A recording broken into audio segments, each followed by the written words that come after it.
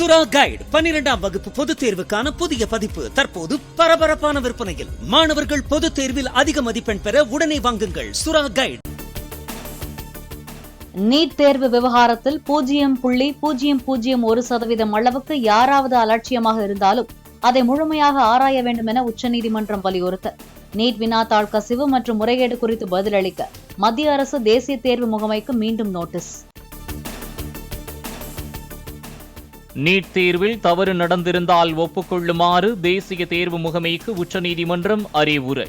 தவறை ஒப்புக்கொண்டு உரிய நடவடிக்கை எடுத்தால் மட்டுமே தேசிய தேர்வு முகமை மீது நம்பிக்கை ஏற்படும் எனவும் கருத்து.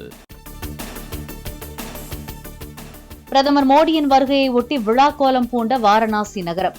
பிரதமரை வரவேற்று நகரம் முழுவதும் கட் அவுட்கள். வயநாடு தொகுதி எம்பி பதவியிலிருந்து விலகுவதாக மக்களவை சபாநாயகர் அலுவலகத்திற்கு ராகுல் காந்தி கடிதம். ரேபரேலி தொகுதியின் எம்பியாக தாம் தொடர்வதாகவும் கடிதத்தில் தகவல். மக்களவை சபாநாயகர் பதவிக்கு ஓம் பிர்லாவை மீண்டும் தேர்வு செய்ய பாஜக தலைமை முடிவு செய்துள்ளதாக தகவல். சபாநாயகர் தேர்தல் குறித்து கூட்டணி கட்சிகளுடன் ஜூன் 22 அல்லது 23ஆம் தேதி ஆலோசனை நடத்துகிறார் அமைச்சர் ராஜ்நாத் சிங். இந்து சமய அறநிலையத்துறையின் ராமானுஜர் எனும் புத்தகத்தை வெளியிட்டார் முதலமைச்சர் மு.க.ஸ்டாலின். ராமானுஜர் மதத்தில் புரட்சி செய்த மகான் என்ற தொலைக்காட்சி தொடரின் நூலாக்கத்தை ஜூயர்கள் உள்ளிட்டோர் முன்னிலையில் வெளியிட்டார். விக்கிரவாண்டி இடைத்தேர்தலில் போட்டியிடவில்லை என நடிகர் விஜயின் தமிழக வெற்றிக் கழகம் அறிவிப்பு. எந்த கட்சிக்கும் ஆதரவு இல்லை என்றும் அறிவிப்பு. வரும் 2026 சட்டமன்ற தேர்தலுக்கு தயாராகும் வகையில் விரைவில் மக்களை சந்திக்கிறார் நடிகர் விஜய்.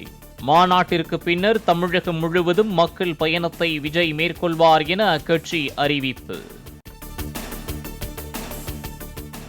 வெளிமாநில பதிவு எண் கொண்ட ஆம்னி பேருந்துகளை இயக்க விதிக்கப்பட்ட தடை இன்று முதல் அமல். தடையை மீறி வெளிமாநில பதிவு எண் கொண்ட ஆம்னி பேருந்துகளை இயக்கினால் சட்டப்படி சிறைப்பிடித்து அபராதம் விதிக்கப்படும் என போக்குவரத்து துறை எச்சரிக்கை.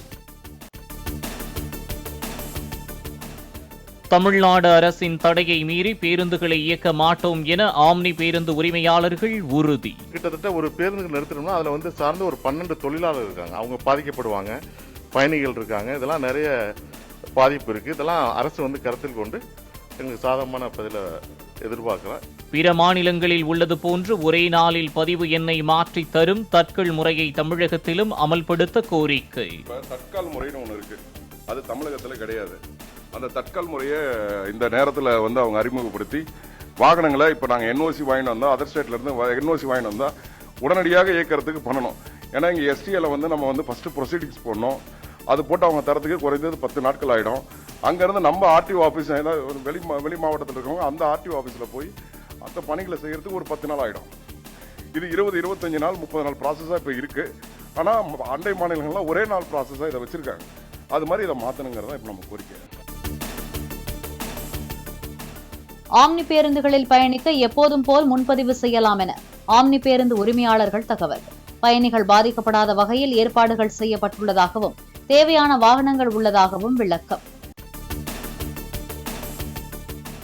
சென்னை திருவொற்றியூரில் எருமை மாடு முட்டியதில் காயமடைந்த பெண்ணிற்கு 50 தையல் போடப்பட்டு சிகிச்சை. பெண்ணின் கணவர் அளித்த புகாரின் பேரில் அடையாளம் தெரியாத மாட்டு உரிமையாளர் மீது 2 பிரிவுகளில் வழக்கு பதிவு. சாலைகளில் சுற்றித் திரியும் மாடுகளின் உரிமையாளர்களுக்கு அபராதம் விதிக்கும் பணி தொடரும் என சென்னை மாநகராட்சி ஆணையர் ராதாகிருஷ்ணன் எச்சரிக்கை.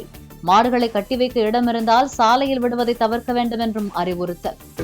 டபுள் ஃபைன் பண்ணினா கூட தொடர்ந்து இந்த பிரச்சனை இருக்கு. இந்த மாடை பொறுத்த வரைக்கும் அந்த ஓனர் யாருமே இதை கிளைம் பண்ணவில்லை. ஓனர்ஸ் இடம் இருந்தால் அந்த இடத்துக்குள் யாருமே ஓனர்ஷிப் இல்லாத மாடுகள் ஏற்கனவே நாங்கள் அப்புறப்படுத்தி வருவோம். அதனால்தான் சற்று குறைவாக இருக்கு.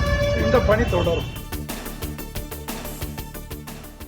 வாங்கும் சக்தியை அதிகரிக்கும் வகையில் தனிநபர் வருமான வரி வரம்பை குறைக்க மத்திய அரசு திட்டமிட்டுள்ளதாக தகவல்.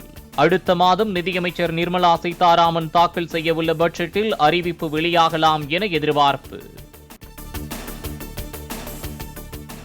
சேலம் ஆத்தூர் அருகே சாலையோர பள்ளத்தில் தனியார் பள்ளி பேருந்து கவிழ்ந்ததில் பள்ளி குழந்தைகள் 11 பேர் மற்றும் 3 ஆசிரியர்கள் காயம்.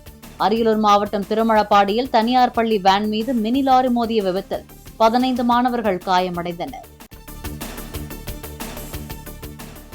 தமிழ்நாட்டில் மீண்டும் மினி பேருந்துகளை இயக்கும் வகையில் ஒருங்கிணைந்த மினி பஸ் திட்ட வரைவு அறிக்கையை வெளியிட்டது தமிழக அரசு. ஜூலை 14ஆம் தேதிக்குள் பொதுமக்கள் தங்களது கருத்துக்களை தெரிவிக்கலாம் என்றும், ஜூலை 22ஆம் தேதி கருத்து கேட்பு கூட்டம் நடைபெறும் என்றும் அறிவிப்பு. எல்லை தாண்டி மீன்பிடித்ததாக புதுக்கோட்டை மாவட்டம் கோட்டைப்பட்டினம் மீனவர்கள் 4 பேர் படகுடன் சிறைபிடிப்பு. நெடுந்தீவு அருகே மீன்பிடித்தவர்களை கைது செய்து அழைத்துச் சென்ற இலங்கை கடற்படை. சென்னை மயிலாப்பூர் நொச்சிக்குப்பம் பகுதியில் 6 வயது சிறுவனை தெருநாய் கிடைத்ததில் முகம், தோள்பட்டை உள்ளிட்ட இடங்களில் காயம். எழும்பூர் அரசு குழந்தைகள் நல மருத்துவமனையில் சிகிச்சைக்காக அனுமதி. சரக்கு ரயிலின் மேல் ஏறி நின்று செல்ஃபி எடுக்க முயன்றதாக கூறப்படும் இளைஞர் மின்சாரம் பாய்ந்து உயிரிழப்பு. உயிரிழந்த மின்கம்பியில் உரசியதால் பலத்த தீக்காயமடைந்து உயிரிழந்தார். தமிழ் உட்பட 9 இந்திய மொழிகளில் ஜெமினி என்ற புதிய AI சாஃப்ட்பாட்டை அறிமுகப்படுத்தியது கூகுள். கூகுள் வாய்ஸ் அசிஸ்டன்டிற்கு பதிலாக ஜெமினியை பயன்படுத்தி பார்க்குமாறு சுந்தர் பிச்சை வேண்டுகோள். இந்திய ஆண்கள் கிரிக்கெட் அணியின் தலைமை பயிற்சியாளராக கௌதம் கம்பீர் போட்டியின்றி தேர்வு செய்யப்பட உள்ளதாக தகவல். பயிற்சியாளராக கௌதம் கம்பீர் மட்டுமே விண்ணப்பித்த நிலையில் இணைய வாயிலாக நடைபெற்ற கிரிக்கெட் ஆலோசனை குழு நேர்காணலில் பங்கேற்பு. சுறா கைடு 12ஆம் வகுப்பு பொதுத் தேர்வுக்கான புதிய பதிப்பு தற்போது பரபரப்பான விற்பனையில். மாணவர்கள் பொதுத் தேர்வில் அதிக மதிப்பெண் பெற உடனே வாங்குங்கள் சுறா கைடு.